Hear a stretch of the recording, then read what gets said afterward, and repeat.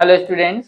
आज हम बात करेंगे अमीटर के बारे में। अमीटर की जो भी बेसिक इन्फॉर्मेशन है वो मैं यहाँ पे आपको देने वाला हूँ। क्यों? क्योंकि अमीटर हमारे क्या होता है, बाय द वे बेसिकली पूछ लिया जाता है कई बार एग्जाम में, तो हमें उसकी डेफिनेशन और उसके बेसिक इंट्रोडक्शन जो है वो पता होने चाहिए।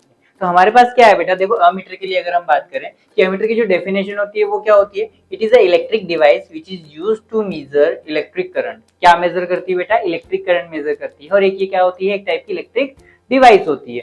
ठीक है, अब हम बात करें कि ये कहाँ पे यूज होती है, तो ये होती है सीरीज में यूज। कैसे होती है? सीरीज में यूज। कैसे सीरीज में यूज होती है उसके लिए मैंने ये डायग्राम्स बनाया आपको।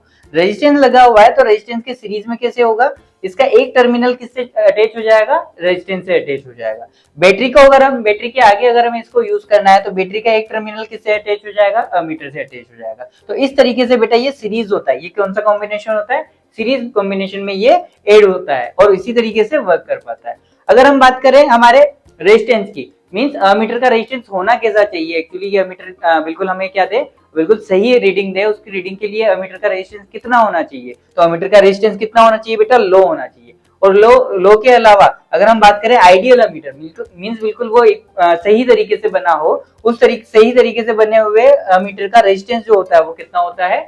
जीरो होता है। मींस आइडियल अमीटर का जो रेजिस्टेंस होता है वो होता है जीरो।